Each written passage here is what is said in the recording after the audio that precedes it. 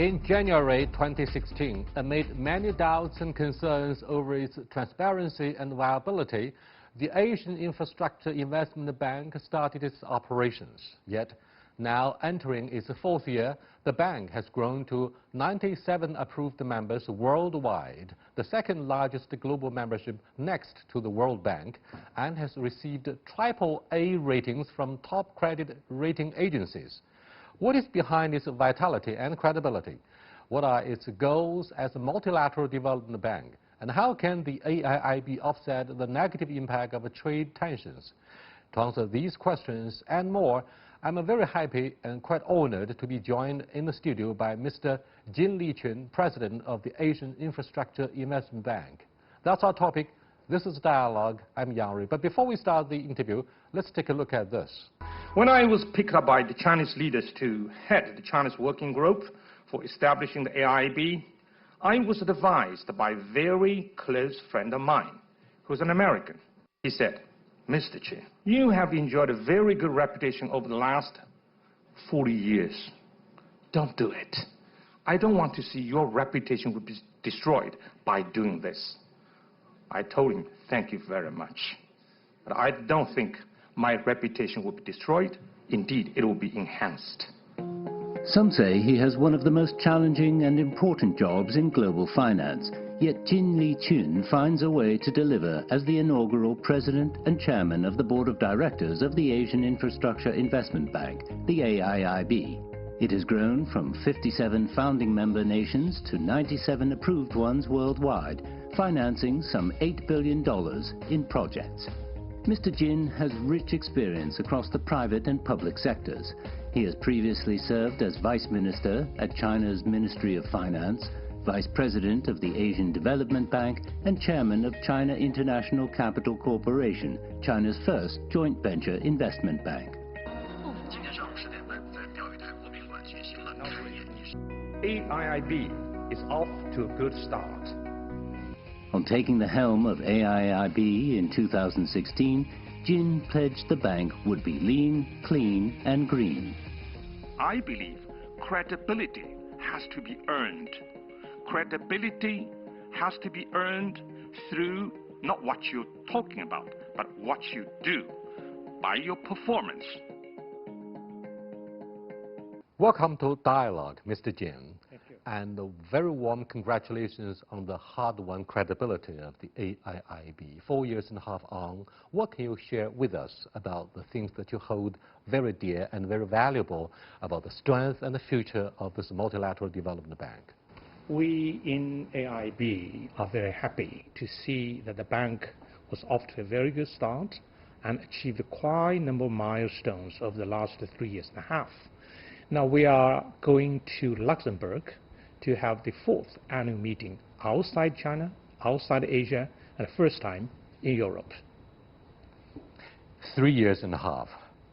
That's not a very long period of time, yet look at the establishment of your credibility. We know that AIIB was founded in January 2016, and by the end of 2018 had approved 34 projects and issued $7.5 billion in loans. So how will AIIB assess the risks in making investments in developing countries where funds are direly needed for infrastructure development bank? You see, this bank, a multilateral development bank, was initiated by the Chinese leader when Xi Jinping announced the intention to set up a bank in Indonesia, in Bali Island, Indonesia, in 1913. It took us 2 years for the 57 countries to reach agreement on the Articles of Agreement. And I was super fast. For 57 countries to agree on the establishment of such a bank is not easy. However, we achieved consensus without much difficulty, because everybody understands it's vitally important to build infrastructure for the sustained development in Asia and beyond. So we have enjoyed this broad support from all the shareholders, stakeholders. As you see, our membership has increased to 97. 40 years on, Mr. Jin. When we look at China's achievements over the past 4 decades, infrastructure always comes across as a business card of the Chinese development. Now, that reminds me of what Dr. Zbigniew Brzezinski said in Almaty, Kazakhstan. He was, of course, a former national security advisor of the American government to the Carter administration. He said, of the few things that had impressed him most was infrastructure, the far-flung network of infrastructure. Do you think the credibility of AIIB is largely based on the credibility of China's national infrastructure, or do you think it's rather a matter of financial governance?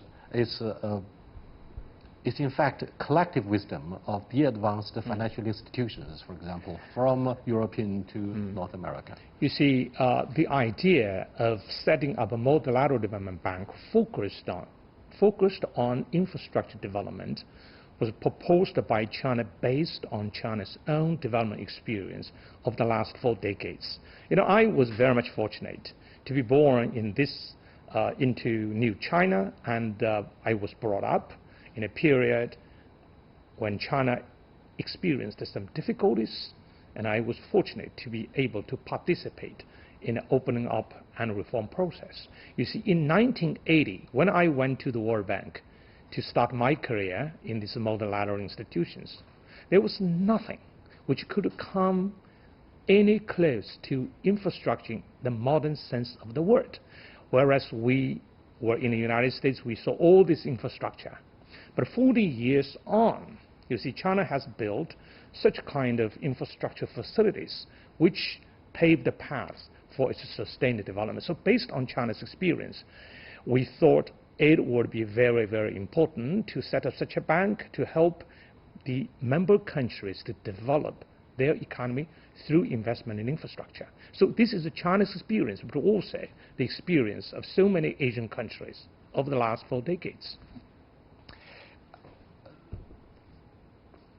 Franklin Roosevelt, FDR, deserves credit for the establishment of the American infrastructure as a core part of the New Deal following the depression of the U.S. economy in the 1930s. Having said this, let me ask you, just out of curiosity, what has established you as the most promising and viable candidate for the presidency of AIIB, the first president of the AIIB? I think I'm humble enough to acknowledge that this is an opportunity given to me by China, by China's reform program, and also the trust of the Chinese government and the people in me. Because China has never ever tried anything of such kind of a magnitude to create a multilateral development bank with China as the majority shareholder. China put 30% of the resources as its equity. Okay, so this is such great enterprise, and we have to take this very, very seriously.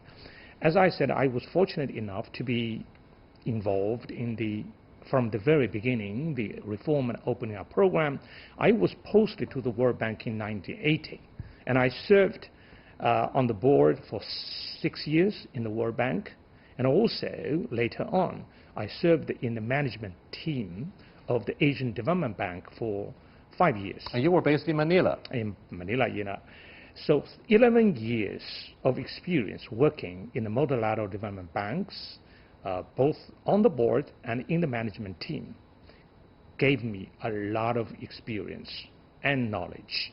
And also, after I returned, I served in the China's Sovereign Wealth Fund, CIC, as chairman of the Board of Supervisors. And later on, I was the chairman of CICC, the first investment bank which was set up with Morgan Stanley in the 1990s.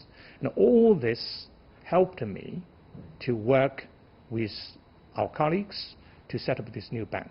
Without my experience in the multilateral development institutions, without my experience in the reform and opening up, it would not have been possible for me to try or to think about this. Very useful briefing about your bio and resume. By the way, I talked to Kevin Jin Liqun, when he was the CEO Yes. of CICC. A very useful discussion about the issue of inflation when the 2008 financial meltdown broke out in the United States. You have launched a program to use local currency for the financing in order to reduce cross-border costs. That's one of the deliverables that you can share with us in our review of the achievements of the AIIB. Can you elaborate a little bit more? So far, we have provided financing in US dollars. However, we understand quite a number of member countries would like to have local currency financing for their infrastructure investment because they are worried of the foreign exchange risks, the mismatch between local currency and foreign currencies. So if we provide local currency financing, it will be a lot easier for the project sponsors to deal with a lot of challenges. It's not simply the matter of how much money they could have access to, but also what kind of currencies. So we, with our capacity, can provide such kind of service to them. We are going to kick off the local currency financing this year.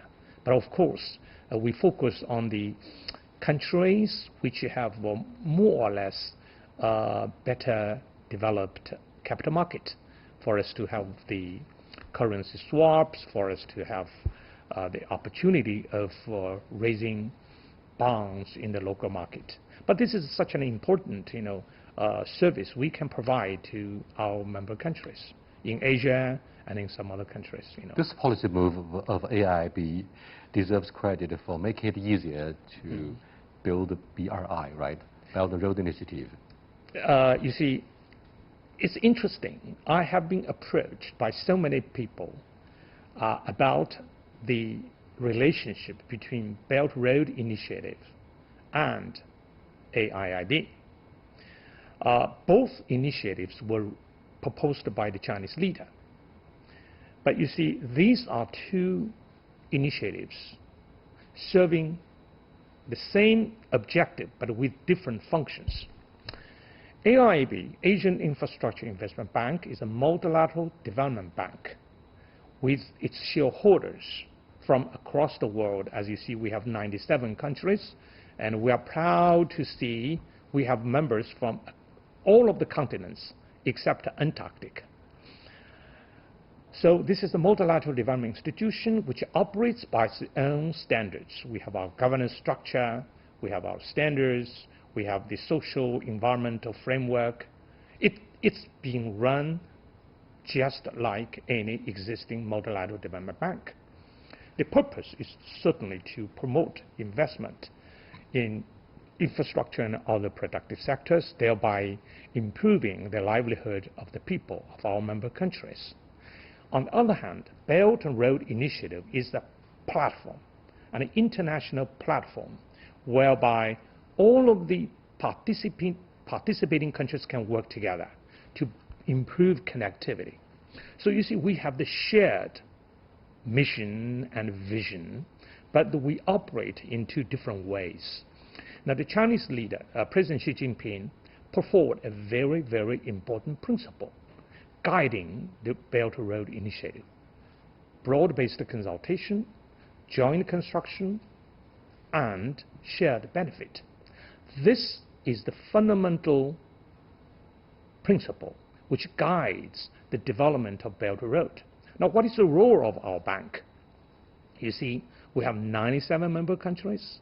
All of the borrowing countries would propose projects to us based on their national development program, whether it's public sector or private sector. So we need to process all these project proposals on the principle, which could be put down to three basic requirements. First, financial sustainability. Second, environmental protection. And the third, the people's support, local people's support. Now, if you look at the three basic requirements, you'll find the Belt Road projects should probably also guided by these basic principles. Now, see, I listened very carefully to President Xi Jinping's keynote speech in the first and the second summit on Belt and Road.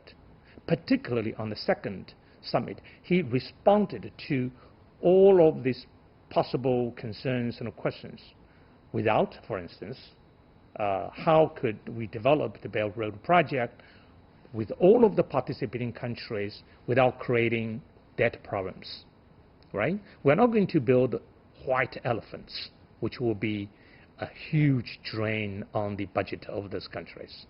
Likewise, when we process projects, we do the same. We want to make sure that projects we finance would improve the economic benefit of the people, would increase the export revenues of these people, these countries, rather than create debt problems. To say nothing of the fact we have to deal with climate change. We'll take a second look at the issue of a debt trap, so to speak. But you are watching Dialogue with Mr. Jin Liqun, president of the AIIB. In fact, I had done a number of interviews with him where he was either Vice Minister of Finance of the Chinese government or Vice President of ADB. When we come back, we'll share with you many other interesting ideas and stories about him. Mr. Jin Liqun, president of AIIB. Stay with us. We'll be right back.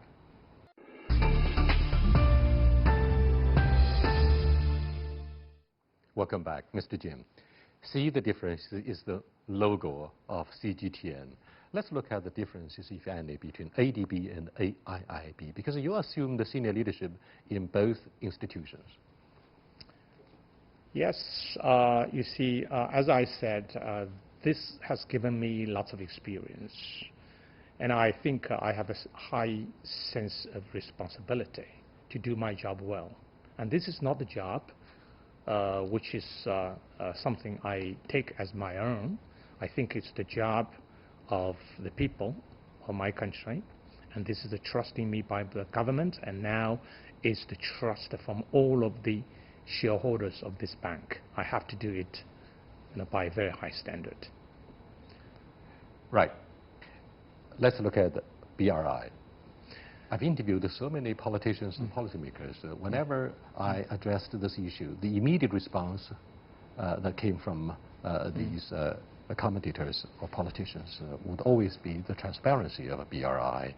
In fact, transparency is the euphemism for our institutions to guard against corruption, to fight corruption, to promote transparency in the legal environment, the investment environment of the developing countries.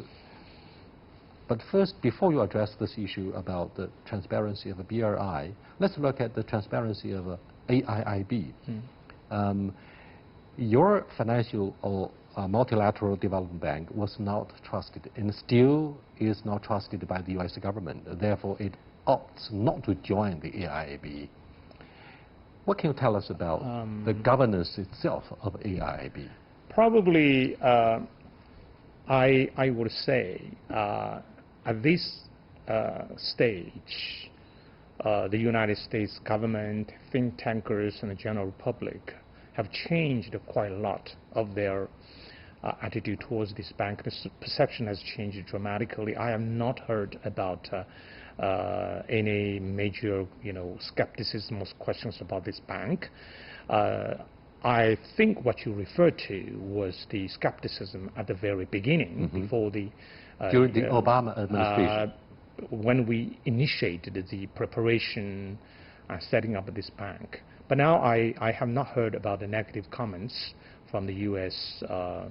Think tankers, government, and indeed we have very good business relationship with the American financial institutions. So they have changed. This is because people observe over the last 3 years and a half how we have behaved, how we behave, how we operate, how we run this institution.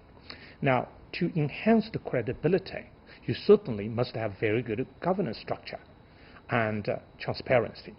By transparency is meant the way you make public all of the policies, strategies. We disclose everything and give you a couple of major aspects of our bank.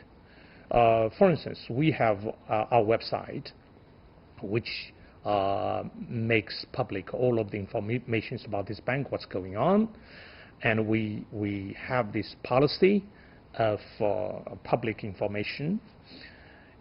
And also, as you see, all of the projects we financed, approved by the board, are made public. So people can readily check all of the information from this institution. So I think what is important is to do a job well. So I'm happy to see that people have really changed their perceptions. And to give you one example, we are now the permanent, we have now the permanent observer status of the United Nations. We got this status with the unanimous support of the UN members, including those who are not the members of our bank.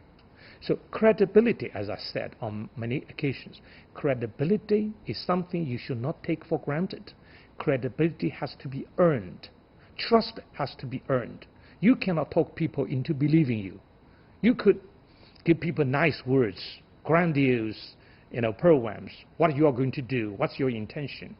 But at the end of the day, you have to show by what you do, not by what you talk. Given your confidence about the credibility of the AIIB, in particular its world-class governance, why do you think the U.S. government is still so reluctant to join AIIB? And you said famously, give me a ring, I would get your name listed. I will get you registered as a heavyweight member of it. I made a comment on many occasions.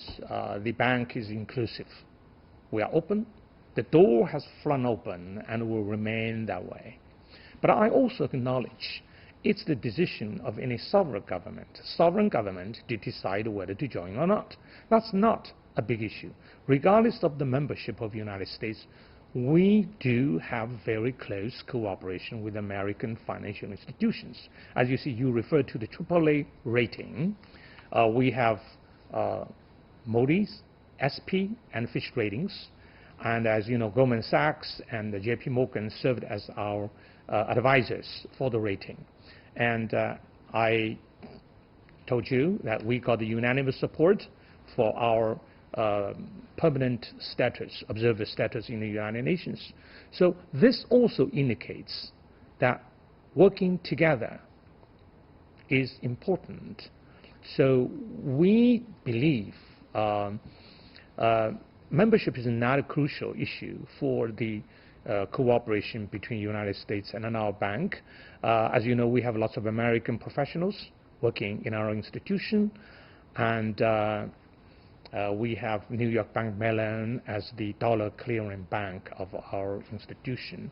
And this time, as you know, we successfully issued the debut global dollar bonds, providing great opportunities for American investors to invest in our bonds. And as you know, SEC approved our request and granted us the Schedule B status. Otherwise, it would not be possible for us to access the global dollar market. So this is a win-win. We give the American investors an opportunity to have very good investment, and we could mobilize resources from the global dollar market to finance the infrastructure projects in our member countries. Now, let's look at Japan. Japan and the United States are the two biggest shareholders of ADB.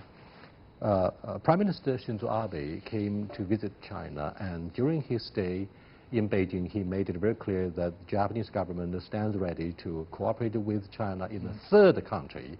Now, the third country actually, in my estimation, refers to joint project between AIIB and ADB. Both showed immense interest in the building of infrastructure. What can you tell us about any progress?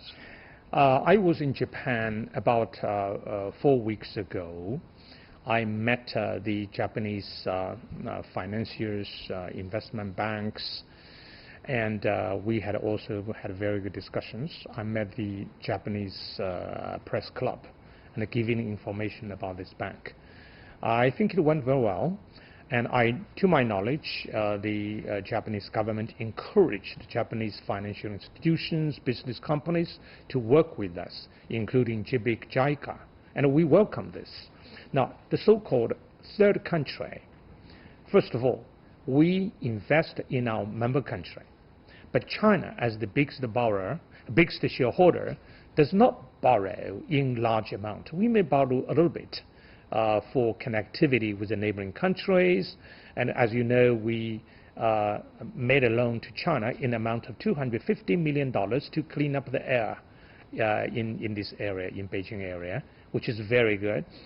So we would basically invest in the member countries of this institution, and of course, that's probably what is referred to as the third country. Great. Western media have been talking loudly about debt trap.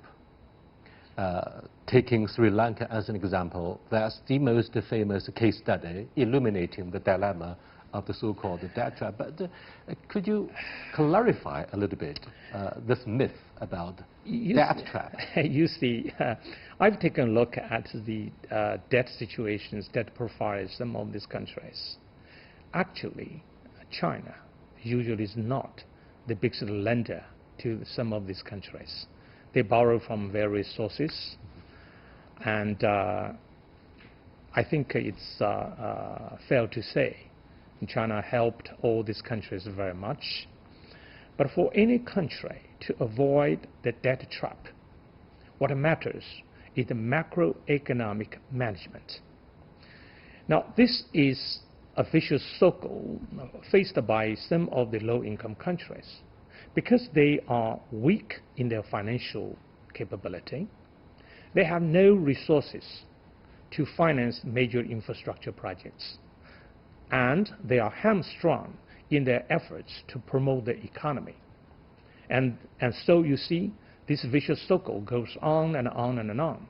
So borrowing from outside to finance infrastructure projects is important to break away from this vicious circle. So macroeconomic management is important, and designing and implementation of a viable project is very, very important too. Now, China borrowed extensively from outside starting from 1980s. China never ever had any debt problems. Why? Because China borrowed to invest, and invest judiciously, wisely, cost effectively. China did not borrow to consume, to maintain a very high consumption standard. That's the major difference between China and other countries which were in debt trouble. That is why we in AIIB will not just provide loans to the borrowing countries. We also would like to show to them how you can make the best use of these resources. Thank you so much. In our conclusion of this enlightening discussion with Mr. Jin Liqun, President of the AIIB, I must share with you the motto of this financial institution. It's clean, green, and lean. And the word lean reflects its goal to have a small, nimble bureaucracy while being efficient and cost-effective. By the way, AIIB has under 150 full-time employees, which is 1/10 of the size of the World Bank. That may illuminate the differences. With that, we come to the end of this discussion with Mr. Jin Liqun. I'll see you next time. Goodbye.